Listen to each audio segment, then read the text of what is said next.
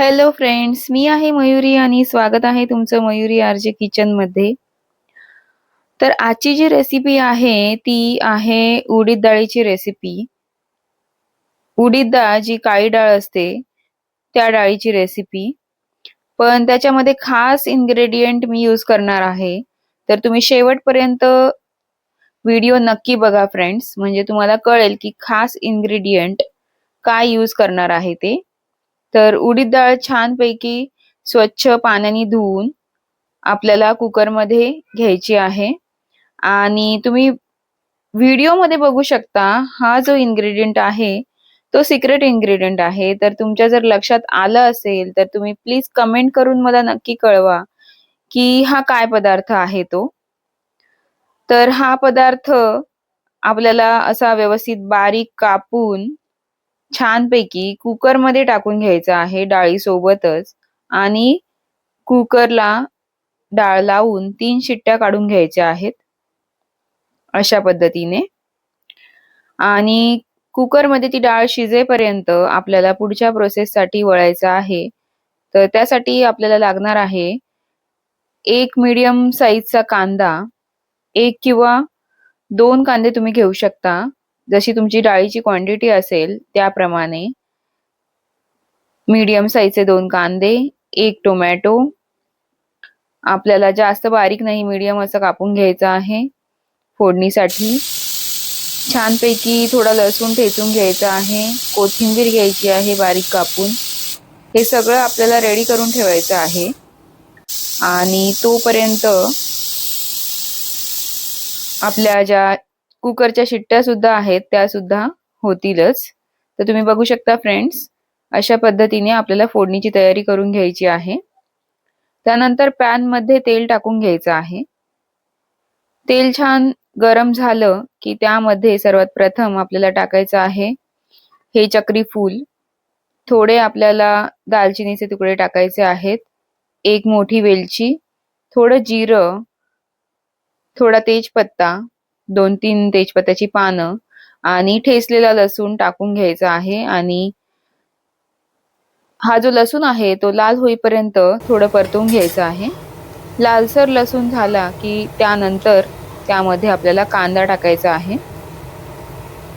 कांदा ऍड करून कांदा सुद्धा थोडा गुलाबी लालसर असा परतवून घ्यायचा आहे। थोडा कांदा परतवल्यानंतर त्यामध्ये पुढचे इन्ग्रेडियंट्स ऍड करायचे आहेत। तर फ्रेंड्स, तुम्ही जर माझ्या चॅनलवरती नवीन असाल तर प्लीज चॅनलला सबस्क्राईब करा। सबस्क्राईब करायला प्लीज विसरू नका आणि बेल आयकॉनवर सुद्धा टॅप करा, म्हणजे तुम्हाला नवीन नोटिफिकेशन्स मिळतील रेसिपींचे। तर तुम्ही बघू शकता फ्रेंड्स, कांदा आपला जो आहे तो फ्राय झाला आहे छान। त्यानंतर त्यामध्ये टोमॅटो ऍड करून घ्यायचा आहे। टोमॅटो सुद्धा छान थोडा परतवून झाल्यानंतर लगेचच आपल्याला कोथिंबीर ऍड करायची आहे। हे मिश्रण व्यवस्थित तेलामध्ये फ्राय करायचं आहे आपल्याला, मीडियम गॅस ठेवून। नंतर त्यामध्ये हे मसाले टाकून घ्यायचे आहेत। थोडी हळद, चवीनुसार मीठ, एक मोठा चमचा लाल मिरची पावडर, थोडी कलरची मिरची पावडर, थोडा गरम मसाला, हे सगळं ऍड करायचं आहे।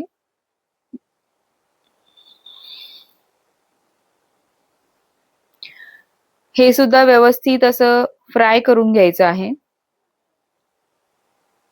थोडा टोमॅटो नरम होण्यासाठी आपण झाकण ठेवून थोडी वाफ काढून घेऊया, म्हणजे ते मिश्रण व्यवस्थित असं तेलामध्ये फ्राय सुद्धा होईल आणि टोमॅटो सुद्धा नरम होईल। तोपर्यंत आपण चेक करू शकतो आपली जी डाळ आहे ती व्यवस्थित शिजून रेडी आहे कुकरमध्ये। तर आता छानपैकी तेल सुटलं आहे। आपण जी फोडणी रेडी केली आहे त्या फोडणीला तुम्ही बघू शकता। तर आता या स्टेजला आपण यामध्ये जी डाळ आहे आपली शिजलेली ती ऍड करू शकतो।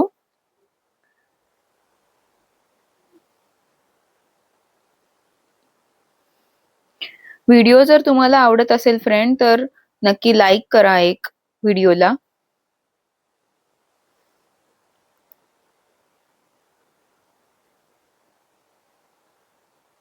तर आता या फोडणीमध्ये आपल्याला डाळ ऍड करायची आहे आणि हे जे मिश्रण आहे हे व्यवस्थित एकजीव करून घ्यायचं आहे चमच्याच्या साहाय्याने.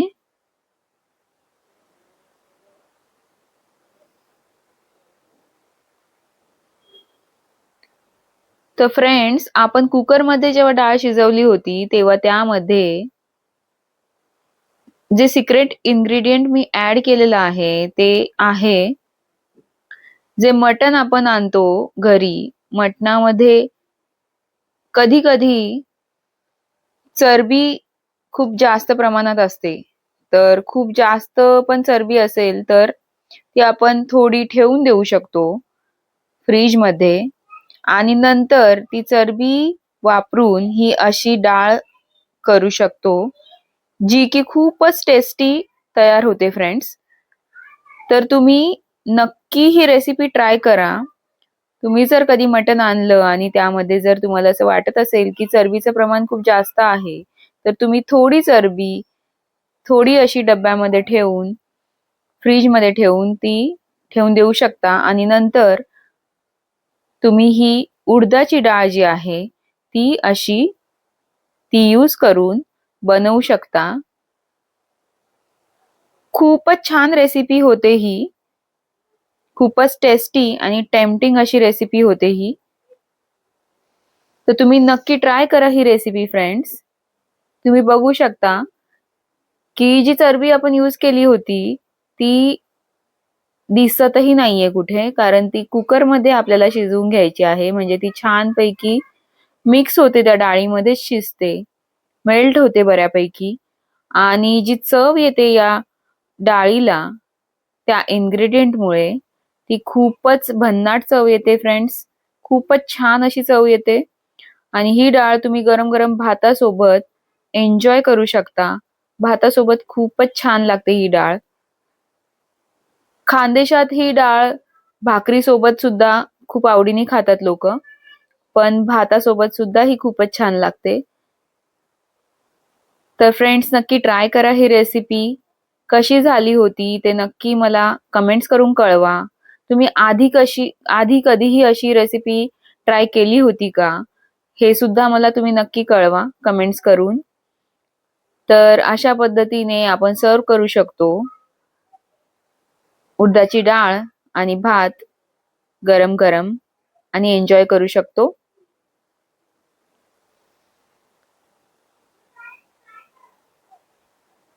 तर फ्रेंड्स, नक्की ट्राय करा तुम्ही. Thank you for watching guys. Take care. पुन्हा भेटूया नेक्स्ट व्हिडिओमध्ये. Bye bye.